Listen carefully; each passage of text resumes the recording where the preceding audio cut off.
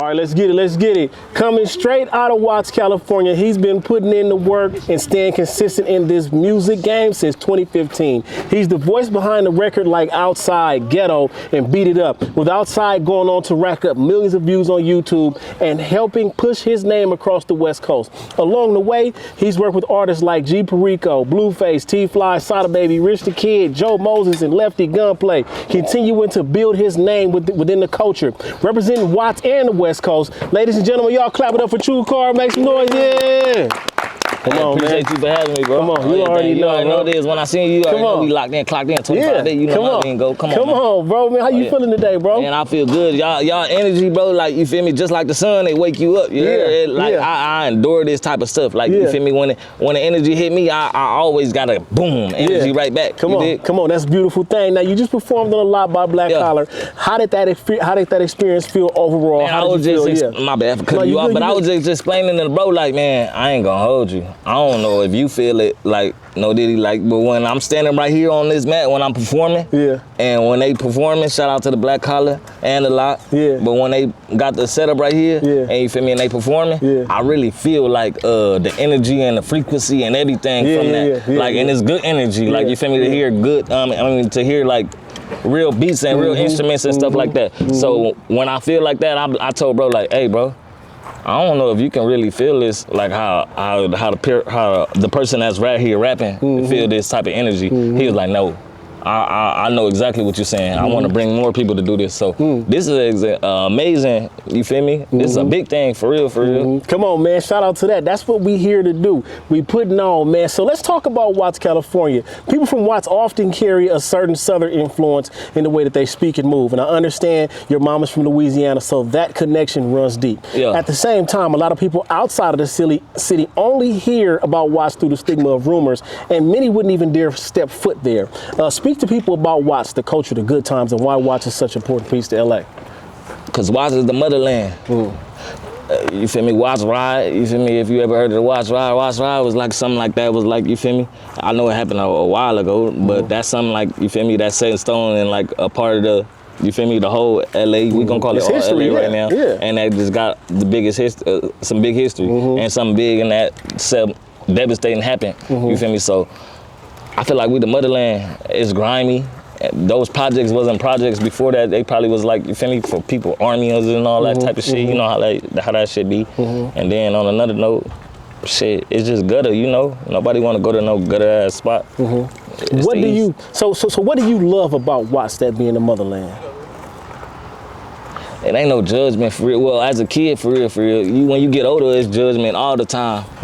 But as a kid, it ain't no judgment. You feel me? Like, you gotta understand, like, certain families, like, of course, I'm in an African-American family, but then again, you got other people that grow up in families, like, where they mom and dad, like, goddamn, already put stigmas on them, like, or whatever they supposed to be when they get older, you hear me? Or they probably already, like, going through, like, man, if I don't do this, my mom, like, you feel me? They can't even be who they want to be, basically, you feel me? So I feel like you can be whoever you want to be, and like growing up in a certain these places. Not saying like people don't care like about their young ones and what they do, but it's just like, it's whatever. You can find whatever in the trenches, like, you feel me? Like, it's some scientists out here, it's doctors out here, man. Lawyers. It's all different type of talents in the trenches, bro, because everybody can be themselves and they can branch off. But there's a lot of people that get stuck in the environment too, though. Come on, I feel that, man. Well, shout out to the ones who are able to get out. That's, you know what I'm saying, that's a blessing for real. Now, you said that one of the main issues on the West Coast right now is the production, and that a lot of West Coast music struggles to travel past like Arizona, and often doesn't get played in the South. There's a lot of scrutiny within the culture. You know, some people blame the media, some people blame the artists. From your perspective, what exactly needs to change in the production of the West Coast music to expand further across the country?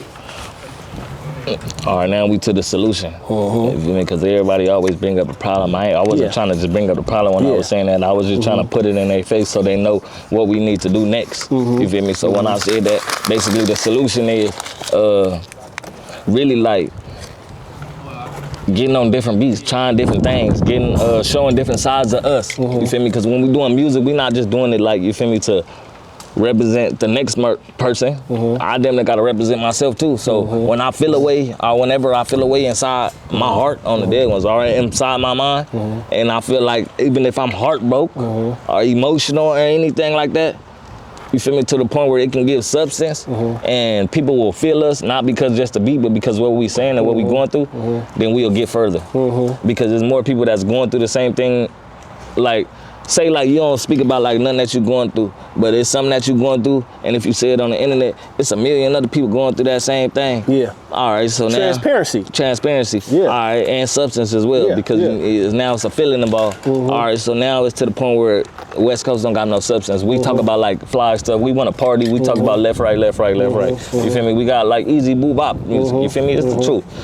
That's the cheat code in LA. But then again, when you get to LA and you get to that point, what do you do to fucking go to the next point? Want to know the solution? Like I just said, you got to start trying these other things. Like maybe you got to sing on the beat. Maybe you got to go be emotional. Maybe you got to go get your heart broke, nigga. So a motherfucker, you feel me? That's how you think Rod Wave is big as how you big. You feel me? A lot of people was sad. You feel me? A female probably went to a heartbreak. A little girl probably ain't seen her mom or her dad. A little boy ain't seen his dad when he was young. You feel me? And you feel me? Females and males, they got broke up with all type of shit, cheated on, all type of shit. So everybody just got like a part of them that still connects with Rod Wave because he gives off the what side, the emotional side. Yeah, that's that transparency. That's that vulnerability. That's the human side. But then again, we can't be that in LA because it's taught to be a tough city. You feel me? Or the West Coast is taught to be like super like up front. Like, man, I can't be soft.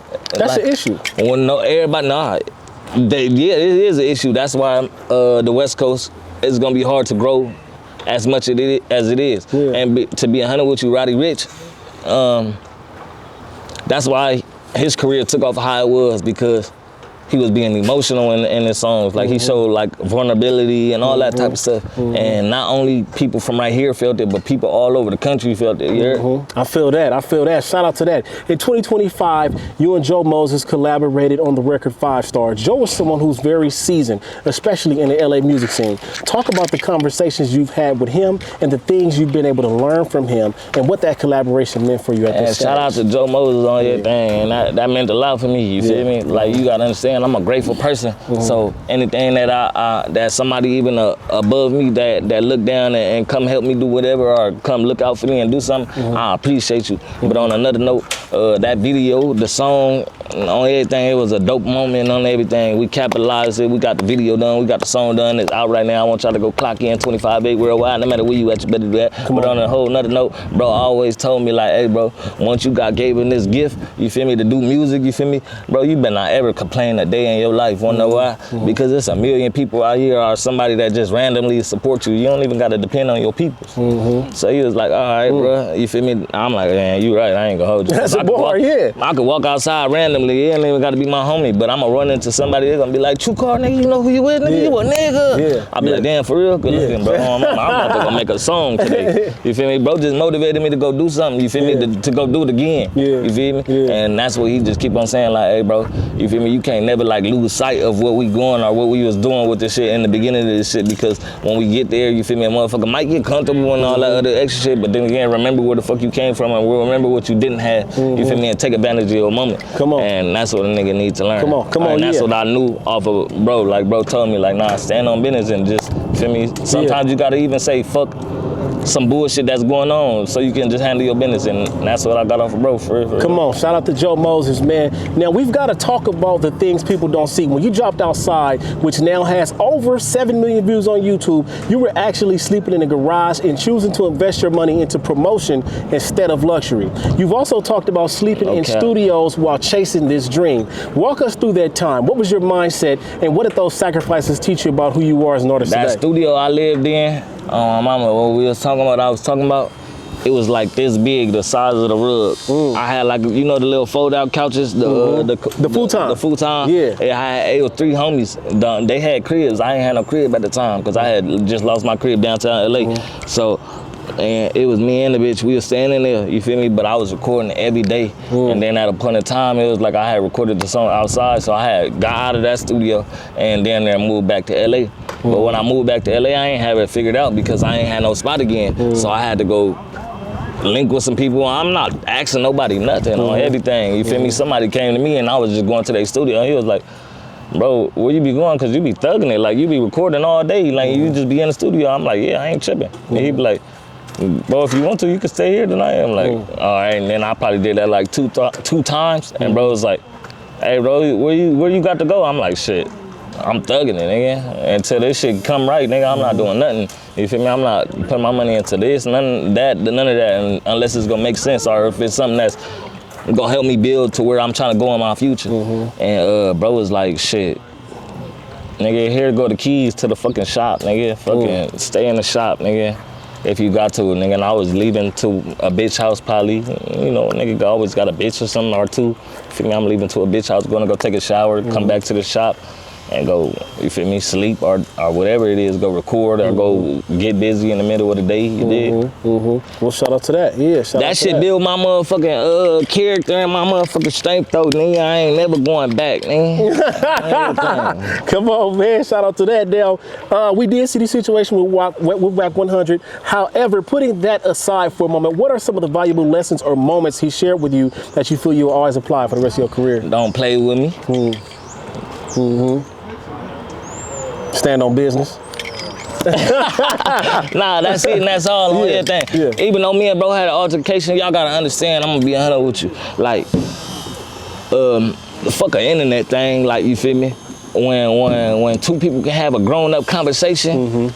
As men. Yeah. You feel me? Because you gotta, at the end of the day, even though he older than us, you feel me? I'm still a man at the end of the day, and I still need my respect as a man. I ain't about to come at you no type of disrespectful way. I shouldn't, you feel me, the same way. But on another note, like, you feel me? Like I said, when we can have men can have a grown man conversation and be like, man, that's bullshit, fuck all that, and we can, or even take accountability, it'd be like, all right, shit, it's good. I don't give a fuck. I'll put that to the side, nigga. I got bigger shit to worry about. You ain't never took no money from me or killed none of my family. Fuck. Come on. You got to be able to move on. Shout out to that. Now, if there's a song or a project you would recommend for someone to listen to in order to truly understand who True Curr is, which one would that be and why?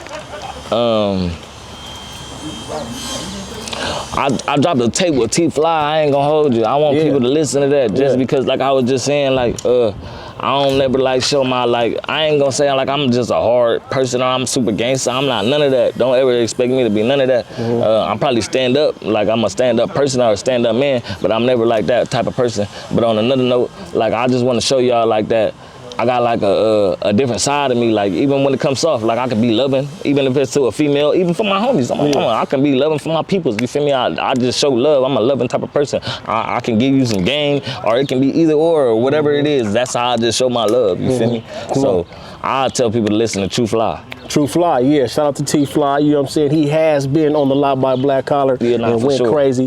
What can we look for 2026 from True Curr? I'm about to drop a bunch of singles. Man, I ain't gonna hold you. I'm about to turn this shit back up. You feel me? Come on. And it might be tomorrow. Yeah, come on. It might be tomorrow. Last but not least, who does True Curr want to see on the Lot by Black Collar next? Want to see here. Man, I got a little bro. He dope. He a dope artist. I feel like he gonna be big as hell. You feel me? Damn, I forgot my boy name. He upcoming though. Yeah. I'm about to give me like 2 seconds. This how fast it's about to take. Well, shout out to that. You already know we're gonna be in contact, so y'all make sure I stay tuned to that. My boy Juice. Juice, okay. Yeah. We gotta get him on here. Yeah. On another note, like I said, we gotta get Joe Moses on here. I gotta get one more. Yeah. Yeah.